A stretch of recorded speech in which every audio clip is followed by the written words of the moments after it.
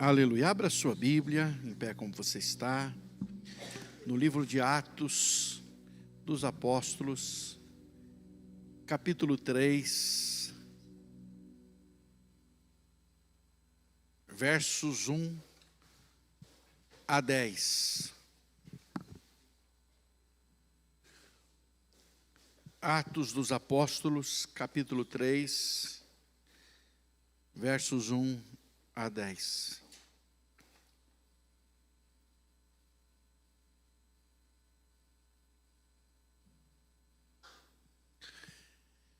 Diz a palavra do Senhor que Pedro e João subiam ao templo para a oração da hora nona. Era levado um homem coxo de nascença, o qual punham diariamente à porta do templo, chamada Formosa, para pedir esmola aos que entravam.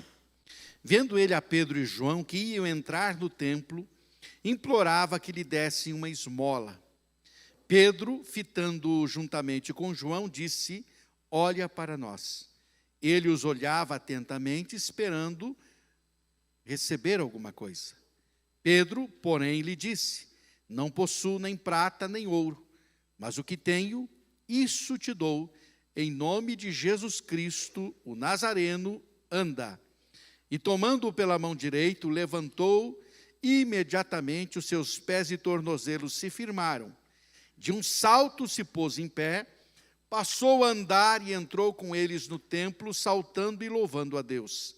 Viu-o todo o povo a andar e a louvar a Deus. Esmolava, e reconheceram ser ele o mesmo que esmolava, assentado à porta formosa do templo, e se encheram de admiração e assombro por isso que lhe acontecera. Versículo 16. Pela fé em o nome de Jesus é que esse mesmo nome fortaleceu a este homem que agora vedes e reconheceis. Sim, a fé que vem por meio de Jesus deu a este saúde perfeita na presença de todos vós. E capítulo 4, versos 1 a 3. Falavam eles ainda ao povo quando sobrevieram os sacerdotes, o capitão do templo e os saduceus, ressentidos por ensinarem eles o povo e anunciarem Jesus a ressurreição dentre os mortos. E os prenderam, recolhendo-os ao cárcere até o dia seguinte, pois já era tarde. Amém. Obrigado, Senhor, por tua palavra que temos diante de nós, palavra que se renova a cada dia. Eu oro para que ela tenha livre curso, que corações sejam quebrantados, que vidas sejam transformadas e que o teu nome seja glorificado. Oro para que todos os corações aqui presentes possam, Senhor, ser terra boa e que a tua palavra possa produzir frutos e frutos permanentes. Oro em nome de Jesus, repreendendo toda a obra do inferno que tenta roubar a palavra antes que ela chegue ao coração. E declaro cada pessoa aqui presente em condições de ouvir, receber, entender e viver a tua palavra. Em nome e para a glória de Jesus. Amém. Obrigado, irmãos, podem assentar. Seja um canal de bênção. Amém? Você pode dizer para o seu irmão essa frase?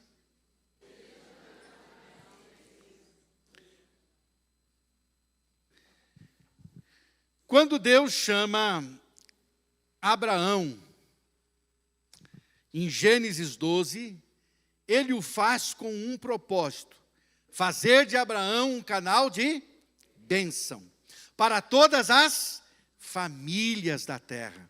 De ti farei uma grande nação, te abençoarei, te engrandecerei o nome, sê tu uma bênção.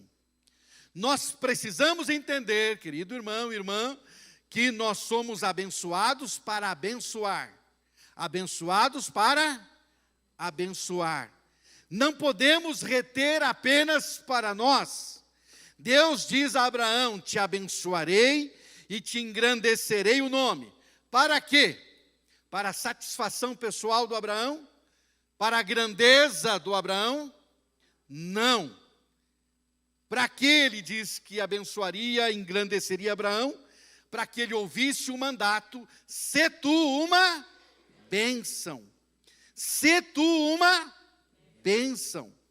Nós precisamos entender isso. Nós gostamos de ser abençoados. Nós gostamos de correr atrás de quem possa nos abençoar. Mas precisamos superar as limitações e o egoísmo e nos tornarmos canais de bênção. Precisamos entender que nós somos chamados por Deus para que, abençoados, possamos abençoar outros. No conhecido texto de Atos, capítulo 3, nós temos os apóstolos Pedro e João sendo canais de bênção na vida de um paralítico, de um aleijado. E nós aprendemos aqui nesse texto, para começo de conversa, que para sermos canais de bênçãos, nós precisamos, em primeiro lugar, manter uma vida de comunhão. Primeira coisa que a gente precisa para ser esse canal de bênção é uma vida de comunhão. Por isso que Deus, ao chamar Abraão, lá atrás, há 4.000 anos atrás, ele vai dizer para Abraão: anda na minha presença. Porque só andando com Deus é que podemos nos tornar canais de bênção para outros. Então, precisamos estar conectados, manter uma vida de comunhão. Pedro e João estavam indo ao templo para fazer o quê? Para fazer o quê? O que está escrito na sua Bíblia, irmão? Eles estavam indo ao templo fazer o quê? E orar é manter o quê? O contato, a conexão com Deus. Orar é manter a conexão com Deus.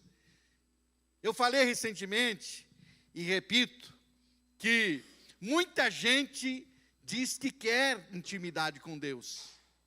Não é verdade? Se eu perguntar para vocês aqui, pedir para levantar a mão, quem é que quer ter mais comunhão, mais intimidade com Deus?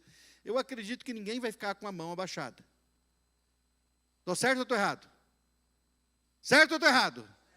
Agora, se eu perguntar, quem é que quer orar mais? 10% vai levantar a mão, ou todos vão levantar para não ficar com vergonha. Mas não querem orar mais. Porque se quisesse orar mais, nós teríamos crentes que orassem mais, orariam mais, e teríamos nossas reuniões de oração lotadas. A sala lá atrás, a sala 4, estaria lotada antes do culto. A reunião de terça-feira ia estar saindo pelo ladrão aí. Mas não é o que acontece. Então é interessante essa contradição, porque você quer ter comunhão com Deus e não quer ter o quê? Vida de oração. E seria isso possível? É possível ter comunhão com Deus e não ter vida de oração? É possível isso, irmão? Então alguma coisa não está bem, não está conectando aí, não está desconexo. Como você quer mais intimidade, mais comunhão com Deus, mas não está disposto a orar e orar mais. Se você quer realmente comunhão com Deus e intimidade, tem que orar mais. Pedro e João estavam indo para o templo para fazer o quê? Para orar. Para orar, isso que eles estavam fazendo, manter comunhão com Deus. Mas também, para ser canal de bênção, é preciso também manter comunhão com os irmãos também. O pastor Itamir Neves de Souza, no seu livro falando sobre Atos, ele diz que cristianismo não é uma vida solitária para individualistas. E é verdade. Pedro e João iam juntos ao templo. Ou seja, Pedro não ia sozinho, João não ia sozinho. Os dois iam juntos ao templo. Devemos ter companheiros que caminhem conosco, que orem conosco, que compartilhem da obra de Deus conosco. Precisamos de comunhão com os irmãos também, para sermos canais de bênção. Não tem como estar desconectado da comunhão com os irmãos e ser canal de bênção.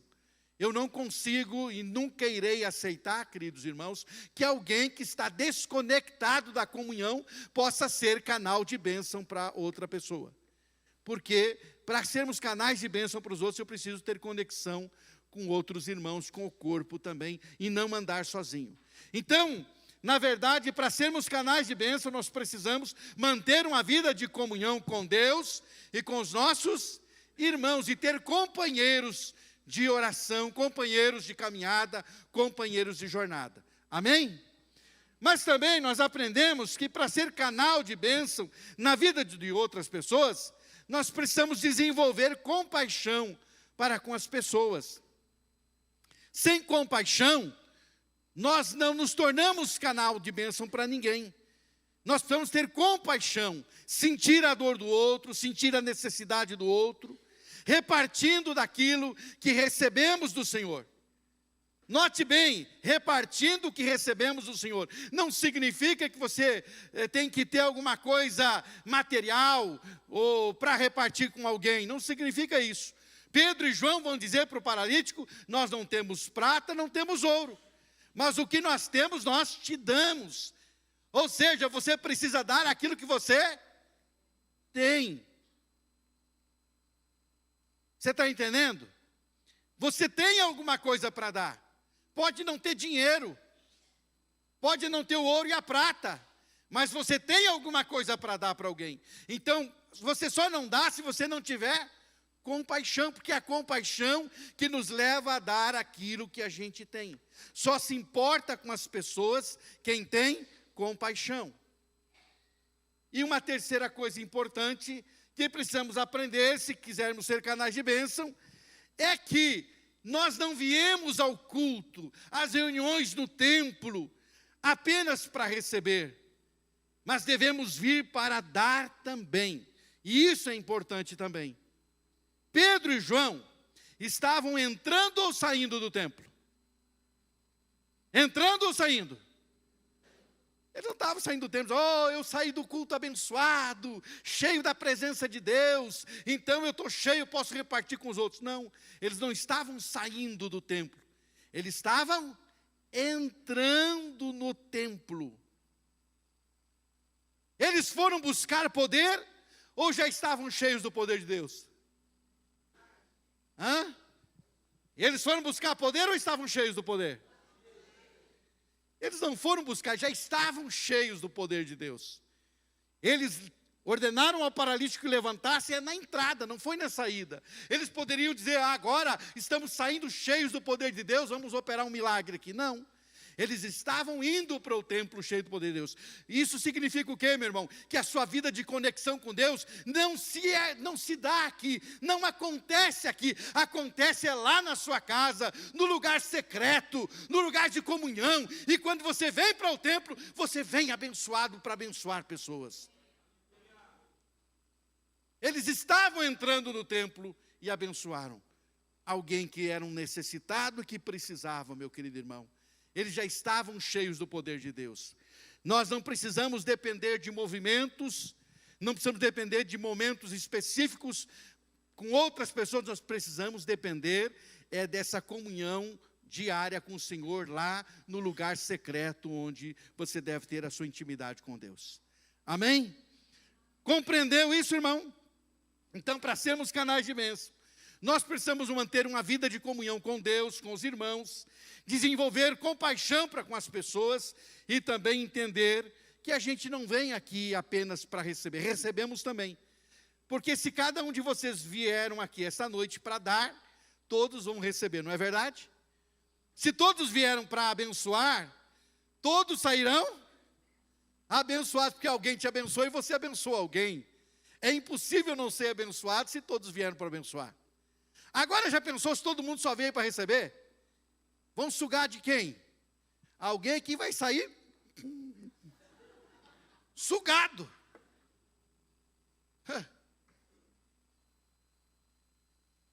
Por quê? Se todo mundo veio receber alguém, só alguém que veio abençoar aqui, ou pouquíssimos, esses pouquíssimos aqui vão sentir um peso enorme. Nossa, que dificuldade, esse ambiente está pesado. Por quê? Porque está todo mundo sugando só de quem veio abençoar. Então, por isso a gente vem para abençoar e todos são abençoados nesse nosso compartilhar da graça e do favor divino. Amém, irmãos? Compreendem isso?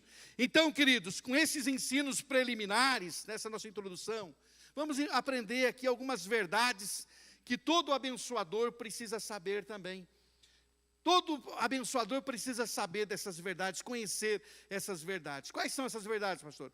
A primeira delas, que me chama muita atenção, que é preciso agir e fazer sempre no tempo de Deus. Nós devemos ser abençoadores, sim, mas estar sempre em sintonia com quem? Com o Espírito Santo, com Deus, em sintonia com Ele. Quando lemos que Pedro e João subiam ao templo para a oração da hora nona, isso era às 3 horas da tarde, às 15 horas, significa que eles subiam ao templo na hora do sacrifício. Embora Jesus Cristo tenha vindo e oferecido o sacrifício completo, pleno, e o sacrifício de Jesus foi perfeito de uma vez por todas, os 2 apóstolos ainda mantinham o costume de ir ao templo para orar. Eles não iam lá por causa do sacrifício que continuava a acontecer, porque os judeus não receberam a Cristo, continuaram com os seus sacrifícios diários. Mas para o cristão, o sacrifício já havia sido feito de uma vez por todas, não precisava mais agora imolar cordeiros, imolar bois, não precisava mais disso. Jesus fez o sacrifício perfeito. Mas eles ainda continuavam indo ao templo todos os dias na hora do sacrifício, às 3 horas da tarde. Mas eles iam ao templo para orar. Isso significa, irmãos, que eles faziam isso quando? Quando é que eles faziam isso? Vamos lá, eu prego para vocês, vocês pregam para mim. Quando eles faziam isso? Diga para o seu irmão, todos os dias. Agora, o texto bíblico está dizendo aqui para mim também, está prestando atenção? O texto bíblico está dizendo aqui para mim, que também o aleijado era colocado diariamente ali na porta do templo. Quando o aleijado era colocado ali? Quando os discípulos, os apóstolos iam orar? Diariamente. Isso indica, meu querido irmão, minha irmã, que não era a primeira vez que Pedro e João viam aquele homem naquele estado de mendicância. A pergunta é, por que não curaram o homem antes? Por que eles não curaram o homem antes? Eles todos os dias iam ali, todos os dias passavam pelo aleijado. Nós precisamos aprender essa verdade.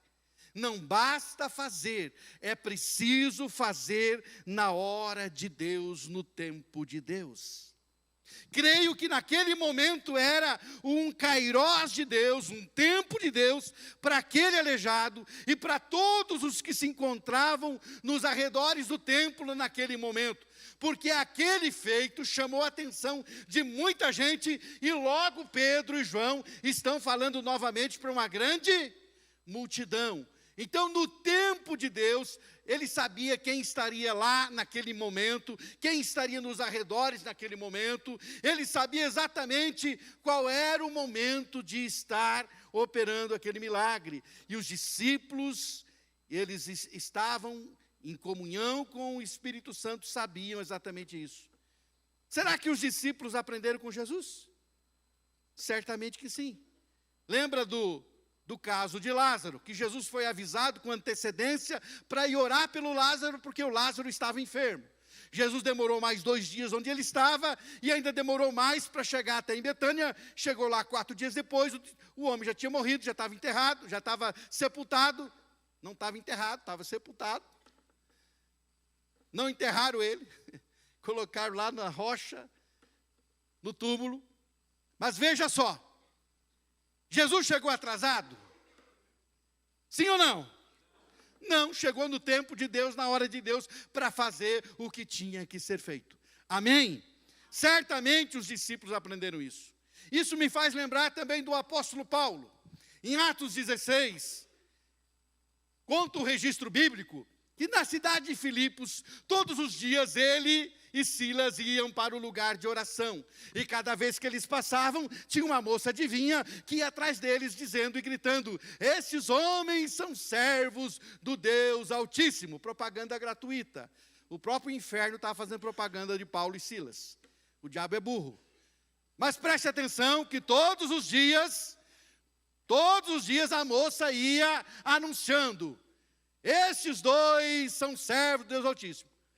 E é interessante que o apóstolo Paulo não repreendeu aquele espírito maligno no primeiro dia.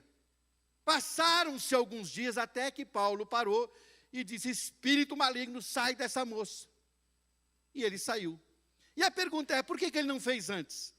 Porque quando você está em sintonia com o Espírito Santo, você sabe a hora certa de fazer e de agir no tempo de Deus. Amém? Por isso, muita coisa não acontece na nossa vida. Porque a gente está desconectado com o tempo de Deus e quer fazer na hora que a gente acha que tem que fazer. A gente precisa estar conectado com Ele para saber exatamente o tempo certo de fazer. Como é importante, meu querido irmão, andar em sintonia com Deus, saber a hora certa de agir, trará os resultados esperados e ainda maiores. Aprendemos aqui que há um tempo certo para a realização de milagres. Certamente Pedro e João receberam o rema de Deus, a palavra de autoridade de Deus naquele momento. Então, querido, aprendamos isso, essa verdade importante. Estejamos em sintonia com Deus para sermos canais de bênção na hora dEle, do jeito dEle. Ele sempre nos faz saber qual é o momento certo. Amém? Então, não é que você não tenha o poder de Deus o tempo todo, mas existem situações que você precisa saber a hora certa de agir e de fazer o que tem que ser feito. Amém? Eu nunca esqueço isso. Eu era criança, tinha no máximo 9 anos de idade, e uma mulher paralítica é trazida dentro de um culto de oração, numa pequena capela de madeira, onde meu pai havia começado um trabalho missionário naquela cidade, Rosário do Sul, e terminou a reunião de oração, e eu nunca esqueço, eu era criança, meu pai disse: só fica aqui para orar por esta senhora quem realmente tem fé. E ninguém queria dizer que não tinha fé, ficou todo mundo, né? Era um grupinho pequeno, mas ficou todo mundo. E ficaram ali. E meu pai disse: vamos orar agora. E começou, o irmão fulano ora, o irmão Beltrano ora. E é interessante que ele foi orando. E quando ele percebeu que era o momento de Deus, a hora de Deus, o momento de liberar uma palavra de libertação para aquela mulher, isso passou mais de meia hora de oração. Ele disse: agora nós vamos, de fato, orar por essa mulher. E ele foi orar e ordenou a ela que levantasse e saísse andando. E ela levantou e saiu andando daquele culto. Era um demônio que havia entrevado aquela mulher. Era um espírito maligno que entrevou aquela mulher. Ela se converteu e toda a família dela também. E alguns de vocês conheceram o filho dela, que foi pastor aqui em Toledo, perto de nós, há um tempo atrás. Pastor Carlos Augusto esteve aqui algumas vezes. Era filho da dona Iná, que naquela noite foi liberta, né? A gente mata a cobra e mostra o pau, né? Está lá, foi liberta naquela noite daquela forma. Mas o que me chamou a atenção na ação, na atitude do meu pai naquela noite, foi que ele estava esperando uma palavra de Deus para ordenar aquele espírito maligno que saísse daquela mulher, e ela saiu andando daquele culto. O que eu quero dizer com isso, mais uma vez, é que Deus sempre vai nos fazer saber qual é o momento certo de agir. Por isso, então, é preciso agir e fazer no tempo de Deus. Se você quer ser um canal de bênção, esteja conectado com Deus para saber o tempo e a hora certa de Deus. Amém, querido irmão? A segunda verdade que nós precisamos saber, se queremos ser canais de bênção, é que quem tem Jesus tem o melhor para dar. Amém?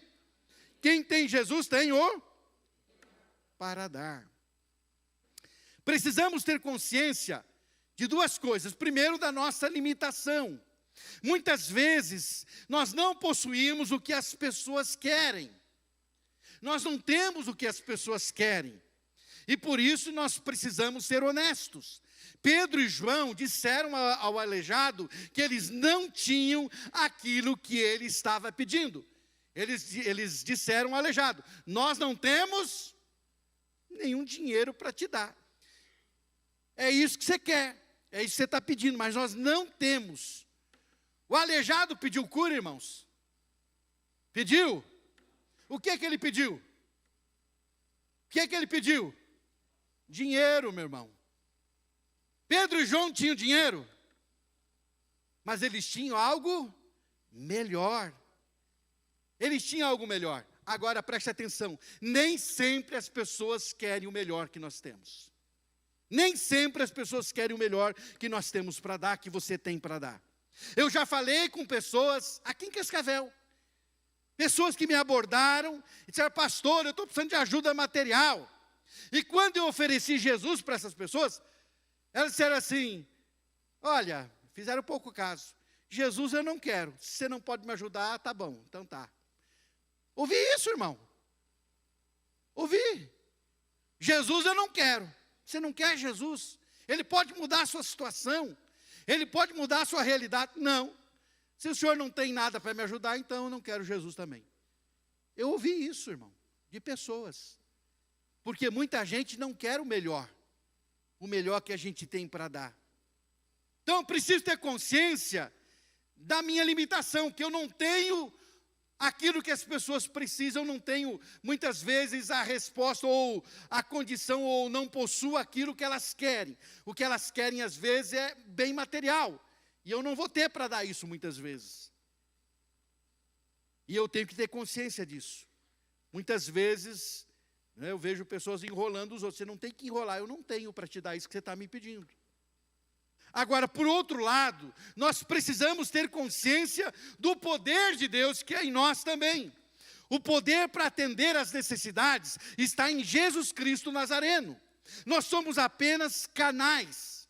Pedro usa o nome ou o poder do nome de Jesus. Depois, em seu testemunho público, Pedro, por reiteradas vezes, vai afirmar que o homem estava andando por causa do poder do nome de Jesus. Esse homem está andando, nós conhecemos. É por causa do poder do nome de Jesus. E Pedro aproveita, sabe o Jesus que vocês crucificaram? Pedro também era terrível, jogava na lata do pessoal mesmo. Você sabe o Jesus que vocês crucificaram? O Jesus que vocês mataram? O Jesus que vocês se mancomunaram com os romanos e mataram ele crucificado? Pois foi esse Jesus que curou esse aleijado. Foi ele que fez essa obra. Foi ele que operou aí. Então, estejamos conscientes, queridos, que não temos nós o poder de operar coisa alguma, mas há no nome de Jesus o poder para suprir qualquer necessidade. Estejamos conscientes que quem tem é Jesus, e quem tem Jesus tem o melhor para dar. Quem rejeita Jesus, rejeita o melhor. Se você rejeita Jesus, você está rejeitando o melhor. Não existe nada melhor do que Jesus. Amém? Então quem tem Jesus tem o melhor para dar. Eu tenho que ter consciência que eu não tenho o que as pessoas muitas vezes querem. Mas eu preciso ter consciência que há um poder em mim e que há um nome poderoso, que é o nome de Jesus, e que Ele pode tudo na vida das pessoas. Amém, queridos? Tenha consciência disso. Quem tem Jesus tem o melhor para dar. Uma terceira verdade que todo abençoador precisa saber é que é preciso ajudar a pessoa a dar o primeiro passo também. Isso é importante. Ajude a pessoa a dar o primeiro passo. Note o que o texto diz, ou melhor, que o texto não diz que o aleijado, se o aleijado teve fé ou não teve. O texto não diz se o aleijado teve fé ou não teve. Pedro não perguntou para ele: você tem fé? Não. Pedro não perguntou isso para o aleijado. Pedro nem esperou o homem responder se queria o que ele tinha. Olha, nós não temos ouro nem prata. O homem ficou olhando, ficou esperando. Nós não temos ouro nem prata, mas o que nós temos te damos. E é interessante que ele não esperou o homem dizer: isso eu não quero. Ele não esperou. Ele já tomou o homem pela mão. Ele estendeu a mão, tomou a mão do homem, e em nome de Jesus o Nazareno, levanta-te em pé e anda. E ele levantou e o Pedro ajudou ele a fazer isso. Já tomou ele pela mão direita. A expectativa do aleijado não era de alguém tomando ele pela mão e ajudando ele. A expectativa dele era de uma boa esmola. Verso 5 diz isso. Muitas pessoas estão à espera para darem o primeiro passo, querido irmão. E a gente precisa muitas vezes fazer isso. Muitas vezes o primeiro passo de alguém vai depender muito mais da sua fé do que da fé da pessoa. Quem sabe a pessoa nem tenha fé, mas você vai ajudá-la a dar o primeiro passo, emprestando a sua fé, exercitando a sua fé, usando a sua fé para ajudar a pessoa a colocar-se em pé. Isso é importante. Às vezes não entendemos isso e ficamos ordenando que as pessoas se levantem e andem, mas não estendemos a mão para ajudá-las a dar o primeiro passo. É interessante isso. Pedro e João não ficaram ordenando para o homem levantar.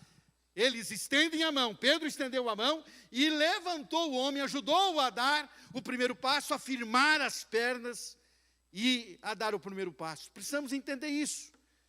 Colocar as pessoas de pé, dar a elas um empurrãozinho da fé, aquele auxílio que vai ajudá-las.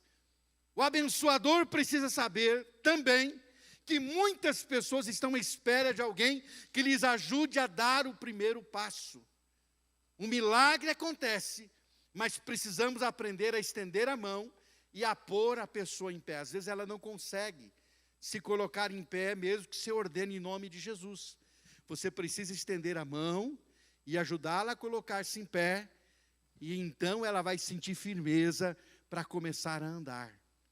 Pergunto para o seu irmão se ele está entendendo isso. Então, meu querido, se você quer ser um canal de bênção, é preciso ajudar a pessoa a dar o primeiro passo. Foi isso que Pedro fez ao estender a mão e colocar aquele homem em pé. Amém? Uma outra verdade importante que todo abençoador precisa saber é que é preciso apontar sempre para Jesus. Aponte para Jesus, querido. Isso é importante. O abençoador, ele sabe que a bênção veio de Deus e não dele mesmo. O abençoador tem consciência de que foi apenas canal para o fluir de Deus. Nunca fique com a glória para você. Isso é muito perigoso. Muito perigoso. Se você inchar e achar que foi você que fez alguma coisa, pronto. Você se perdeu. Logo, o Espírito Santo deixa a sua vida, porque ele não fica em coração inchado que se acha. Pode ter certeza disso. Entenda isso. Pedro apontou para Jesus. Nós temos a solução, mas não somos a solução. Prestou atenção no que eu falei? Nós temos a solução, mas não somos a solução. Jesus é a solução. Nós temos a solução e a solução é Jesus. Então preste atenção. Nós temos a solução, mas não somos a solução, porque a solução é Jesus. Então a nossa tarefa é apontar para Jesus. É claro que as pessoas precisam ver Jesus em nossa vida. Pedro, com autoridade, ordena ao aleijado que olhasse para ele e para João. Olhe para nós. Então, com a mesma autoridade, ele ordenou em nome de Jesus que o homem andasse. Então, meu querido irmão, não se preocupe. É certo que não temos como suprir as necessidades da alma das pessoas, mas se ocupe em apresentar a solução para as pessoas, aquele que sacia a alma e o espírito do homem, que é Jesus. Pedro não perdia a oportunidade de declarar que quem tinha operado aquele milagre na vida do aleijado havia sido Jesus. E ele vai dizer aqui algumas vezes: não fomos nós, foi Jesus, Jesus o Nazareno, foi ele. Capítulo 4, 3, versículo 16, ele vai apontar: Jesus, foi Jesus. Pedro não perdia a oportunidade de declarar: a solução não somos nós, a solução nós temos ela. A solução é Jesus. Foi Jesus quem fez, é Jesus quem faz, é só Jesus. Amém, querido? Te esconda atrás de Jesus. Nós vivemos um tempo em que as pessoas, elas se aproveitam de Jesus para fazer o seu próprio cartaz. Não faça isso. Homens e mulheres de Deus que são canais de Deus, eles se mantêm no anonimato para que Jesus apareça. Jesus tem que aparecer na sua vida sempre. Amém? E não é uma falsa humildade, uma falsa modéstia, porque na verdade você reconhece que você tem a solução, mas não é a solução, e a solução é só Jesus. Amém? Saiba disso, não se preocupe, porque não é você a solução. Eu estou preocupado. Não, você não é a solução é Jesus. Você tem a solução, aponte para ela, aponte para Jesus sempre. Amém? E ainda, queridos irmãos, o abençoador precisa saber uma outra verdade. Ele não pode esperar o reconhecimento humano. Não espere reconhecimento humano. Essa é uma quinta verdade que todo abençoador precisa saber. A nossa maior recompensa é a glória de Deus. Nossa maior recompensa é ver a alegria contagiante do necessitado restaurado. O homem andava, diz o texto, saltava e louvava a Deus. Ele nunca andou, ele andava. Ele nunca saltou, agora saltou. Ele agora louvava a Deus por sua cura. Certamente que sim também. Mas quem sabe, mais ainda, por poder entrar no templo pela primeira vez. Já imaginou? Ele entrou, a Bíblia diz que ele entrou aonde?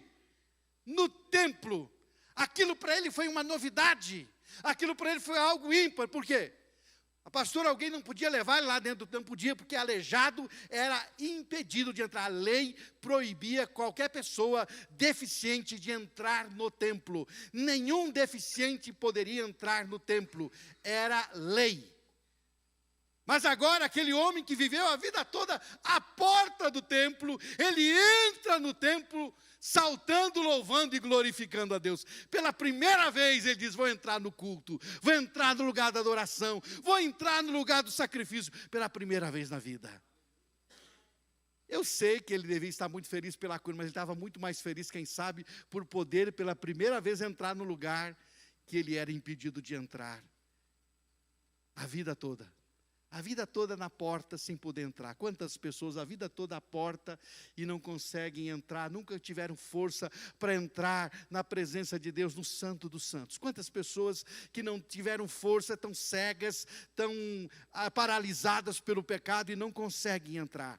Ficam à porta e por isso até se conformam com a religiosidade. Se conformam com a religiosidade porque não conseguem entrar, não podem entrar por causa do pecado. Mas quando Jesus vem, liberta. Quando Jesus vem, transforma. Quando Jesus vem, tira as escamas dos olhos, como aconteceu com Paulo, como lemos aqui. Como quando acontece, de ele colocar alguém em pé novamente, essa pessoa pode entrar na presença dele.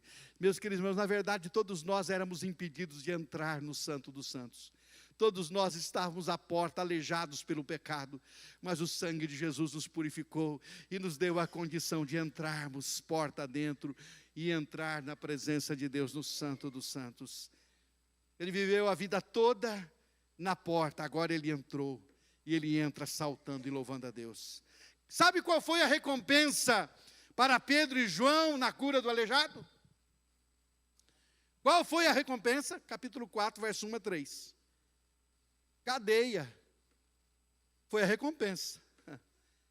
Cadeia. Pedro e João ficaram decepcionados com Deus? Não. Pedro e João ficaram frustrados? Não. Leia o contexto, capítulo 4, e você vai descobrir a alegria, a satisfação de sofrerem por Jesus. Aleluia. Nós precisamos entender que o que é privilégio no reino de Deus. O que é privilégio no reino de Deus? E certamente não é o reconhecimento humano, e sim o sofrer por causa de Jesus.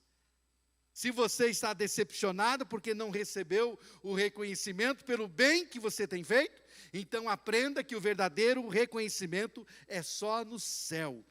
E aqui nessa terra, nós temos como recompensa a nossa alegria de ver a obra de Deus realizada e sofrer por Jesus. Essa é a recompensa. Você tem duas recompensas abençoadas aí. Quais são, pastor? A alegria por poder ver o outro feliz e transformado e sofrer por Jesus. Mas isso é alegria, você pode se alegrar por isso, porque é privilégio sofrer por causa de Jesus, querido irmão.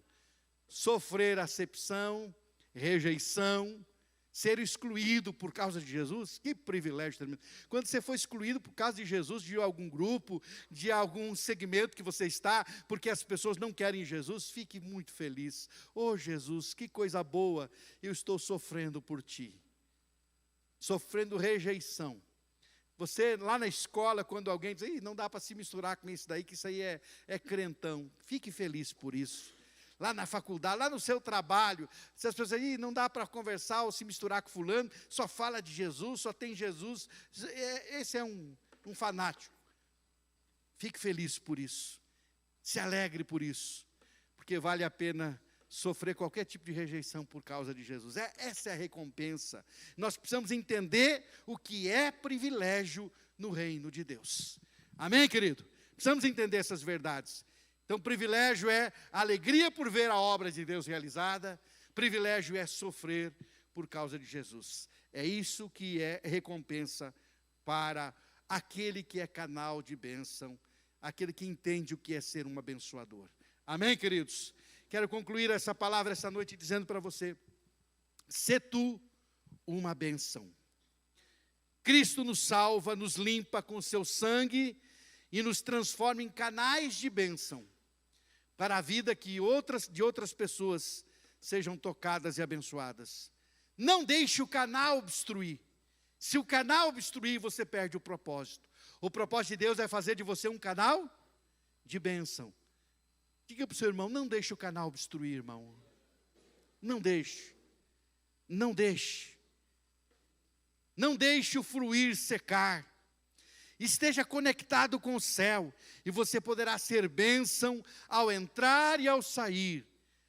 Você poderá ser bênção da manhã até o anoitecer. Você poderá ser bênção o tempo todo. Até quando você estiver mal, até quando você não estiver bem, você vai ser bênção na vida de outras pessoas.